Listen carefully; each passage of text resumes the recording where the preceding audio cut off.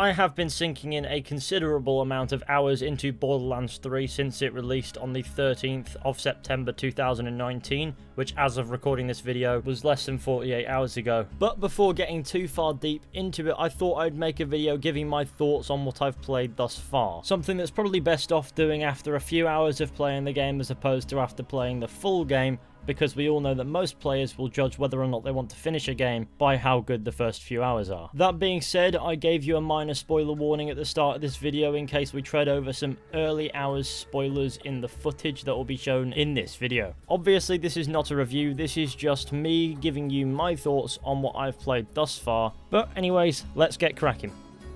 My opening statement on Borderlands 3 is I'm having a lot of fun with it. It's not too dissimilar to Borderlands 2 with regards to how it engages me as a player as Borderlands 2 did back in the day. It's a fun self-aware looter shooter with satisfying gameplay that's best described as unfettered chaos and an overall humorous tone that Borderlands has always had, so for all intents and purposes Borderlands 3 is most certainly a Borderlands game. One of my biggest concerns going into Borderlands 3 is that I wouldn't feel the same feeling that I did when I played Borderlands 2. And while I'd stand by that it does feel somewhat different, I would pin that to me just being a different person now than I was 7 years ago, as opposed to anything wrong with the actual game itself. Barring minor improvements, the gameplay is mostly the same as it was back in Borderlands 2 and the pre-sequel, because in fairness they didn't need to revamp the gameplay for Borderlands 3 at all, did they? The game still runs fluidly and feels like a modern AAA release. That being said, I think you'll find that innovation in first-person shooters is few and far between these days as is. The gameplay is fluid and enjoyable, and I think that's all that really matters here. Your inventory, skill tree, quests, map and all that stuff is still the same as it was in Borderlands 2, but again, if it isn't broken, don't fix it. And above all else, that familiarity feeling is a welcome one. I would argue that in the early hours that I've played, Borderlands 3 doesn't feel as challenging off the bat as Borderlands 2 did, as in Borderlands 2 I remember very vividly making sure I was the right level to do certain quests, otherwise I knew immediately that I wouldn't stand a chance. Within reason in Borderlands 3 you can sort of wing it, facing enemies up to 4 levels higher than you,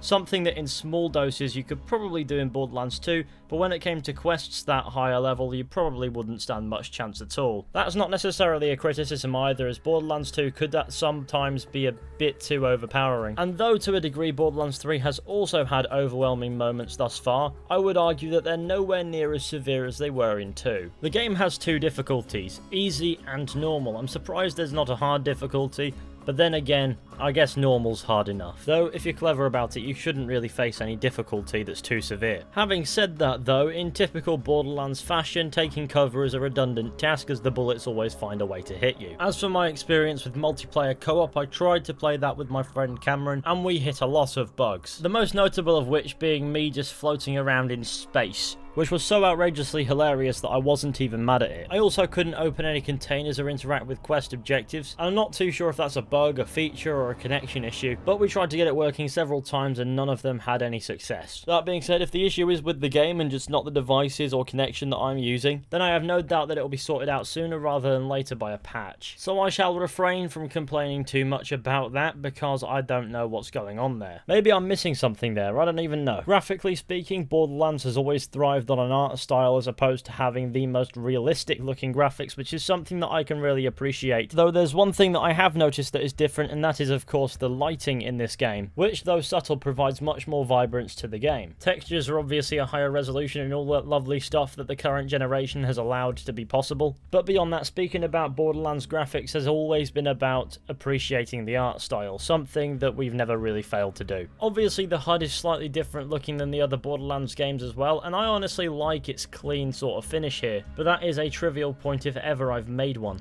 Obviously the characters are a key thing in this game. You've got your key examples such as Lilith, Ellie, and they're just as enjoyable as they've always been, which brings me on to the point of the new characters. The new antagonists are of course the Calypso twins. I wouldn't consider myself to be their biggest advocate as the antagonists, because in the end of the day they're not handsome Jack, and I think that as a villain he sets a pretty high bar. The entire premise of the characters being there hasn't changed much. They pipe in with some incredibly random stuff all the time.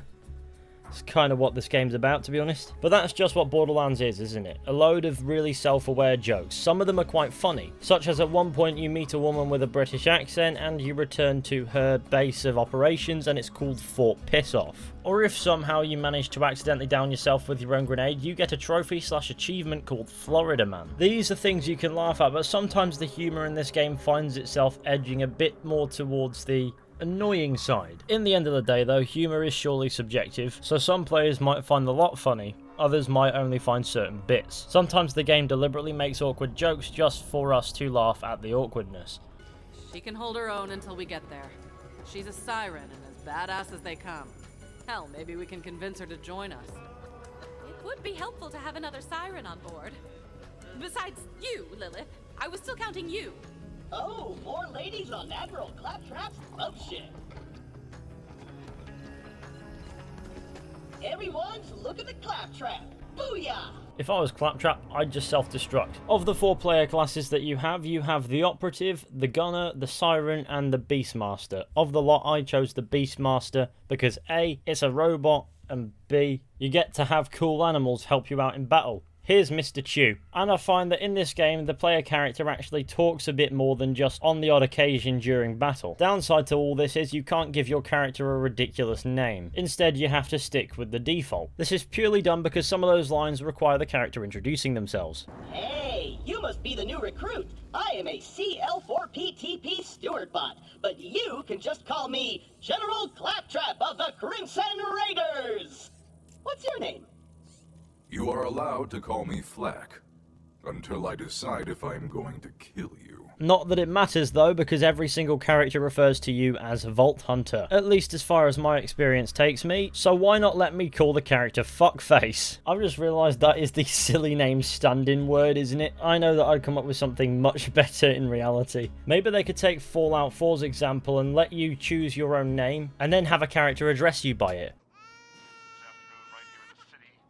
Mr. Fuckface. Regardless, I am enjoying playing as Flack the Beastmaster, and I do enjoy it whenever he makes a sarcastic comment about something. I got this. Onward to Promethea! Claptrap, wait! What did you do? So I'm floating now. How novel. What in the hell? When it comes to glitches and bugs in this game, that big multiplayer blip that I was talking about earlier is the only real example that I've had. To be honest, I haven't really run into any trouble with bugs. Sometimes textures take a while to actually load in beyond loading into the area, and the performance is fine as well, though my Elgato software is being a bit temperamental, which might explain the choppy frame rate in some of the footage. Anyways, I think that's enough rambling on about performance. So yes, I am certainly having a good time playing Borderlands 3 thus far, and hopefully it continues to be a good time as I progress deeper and deeper into this game. Anyways, thank you all for watching this video. I hope you enjoyed. Be sure to go ahead, leave a like, subscribe, share the channel with your friends and all that wonderful stuff. I would really appreciate it. And if you want to utilize this video as a bit of a buying guide, then go ahead and do that.